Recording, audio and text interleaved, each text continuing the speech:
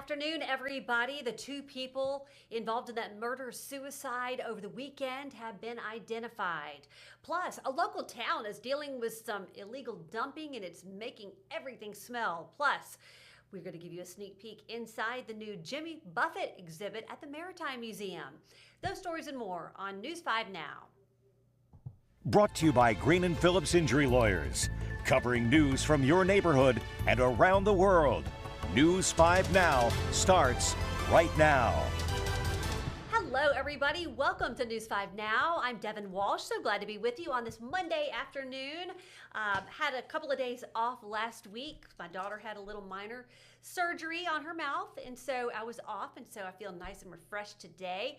And maybe it's just the weather. I mean, my goodness, have you been outside today? It is amazing. This morning, it was almost chilly. I went for my walk and I didn't bring a sweater, and I probably should have. And then this afternoon's temperatures are going to be just in the upper 70s. This is perfect weather, so get out and enjoy it. We're not looking at any rain until the weekend, and so we're hoping that we continue our nice weather streak through the week, and I am looking forward to that. Let's go ahead and get started with our big stories at this hour. Number 5, this is so exciting. We're getting our first look at the new Jimmy Buffett exhibit that's coming to the National Maritime Museum of the Gulf. They shared a bunch of images. This exhibit is going to be 6,000 square feet, and there are going to be over 130 artifacts from Buffett, and there will also be an immersive concert experience for people who visit this exhibit. So that is super exciting. There'll be a statue of Jimmy Buffett displayed on the waterfront. The exhibit is going to open in about 11 months. So that's something we can all look forward to. Number 4, the city of Pritchard calling out an act of illegal dumping. The Pritchard Public Services Department Facebook page posted these photos of what they say is a man dumping trash in Pritchard city limits with City of Mobile bins.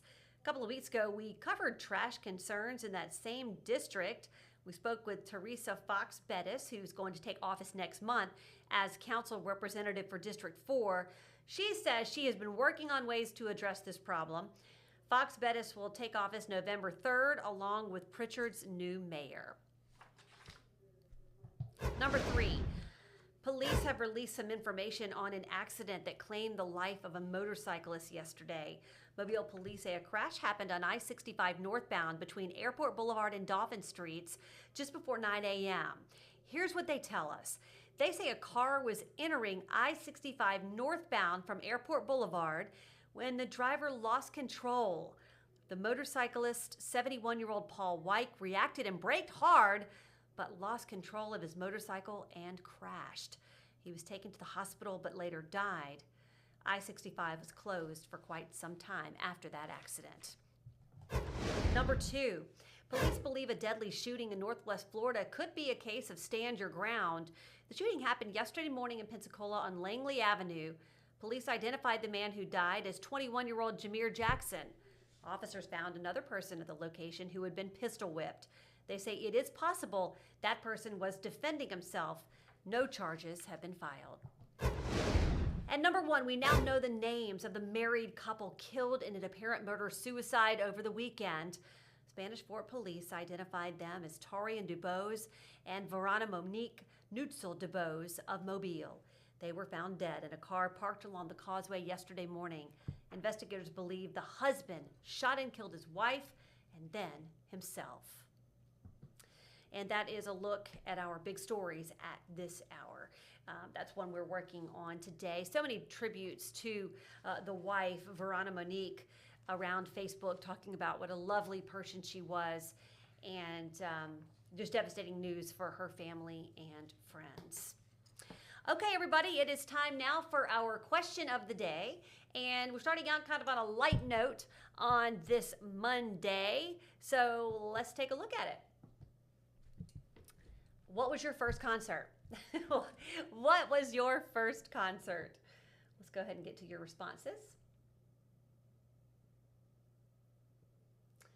The Donnas at the Mitchell Center in Mobile. I got in free because my mom worked there. That was 2003. Eric says Prince and the Revolution, Purple Rain Tour, New Orleans Superdome. Wet Willie, Rock Super Bowl 10, Heart Blue, Oyster Cult, Cheap Trick, Firefall, and UFO. Oh, this is cool. Shirley saw Elvis back in 1977 at the Mobile Civic Center. Morris Day and the Time. In fact, is that this year? I'm like having a moment. I think that's this year. That's going to be the new, they're going to be the headliner for the Moon Pie over Mobile. Or was that last year? I don't remember. I don't know. But, you know, we reported that. I just can't remember if it was this year or last year.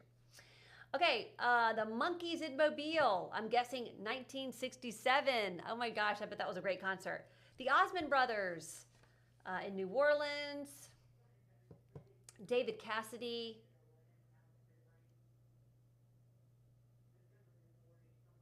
The Osmonds. Merle Haggard and Biloxi in the 70s. Miley Cyrus when she was Hannah Montana. Hootie and the Blowfish. Three Dog Night in Mobile. That was another Bayfest one. Doobie Brothers. So James Taylor, Carole King, Barbra Streisand. That was a good one out in Los Angeles. I'm trying to think of what my first concert was. I think it was Whitney Houston. It was, I'm pretty sure that's what it was, and it was an amazing concert. I remember Whitney Houston. To this day, I mean, I just think, I mean, if you ask me, like, who do I think is one of the most talented singers of all time, I might just have to say Whitney Houston. I think Whitney Houston, Celine Dion, just for when I'm talking about women. There's so many great ones, but I just, gosh, I mean, no one can sing the national anthem like Whitney Houston. People tried, but in my opinion, she had the best rendition of the national anthem. Okay, everybody, let's get to our poll of the day, and we're asking you a fall question. Would you rather carve pumpkins or visit a haunted house? Would you rather carve pumpkins or visit a haunted house? Pumpkins, haunted house, or neither? Let us know. And by the way, if you want to participate in that poll, you know, our hard-hitting news poll, you can do it until 5:30 tonight. And here's where. You can find WKRG News 5 on Facebook or WKRG.com. Those are where we have posted our question of the day and our poll. And then we'll release the results tonight at 5:30 on the next edition of News 5 Now. And that is going to do it for News 5 Now on this Monday afternoon. I want to thank all of you for joining me. I'll see you back for WKRG News 5 at 5. Have a nice afternoon, everybody. Covering news from your neighborhood and around the world. You are watching News 5 Now, brought to you by Green & Phillips Injury Lawyers.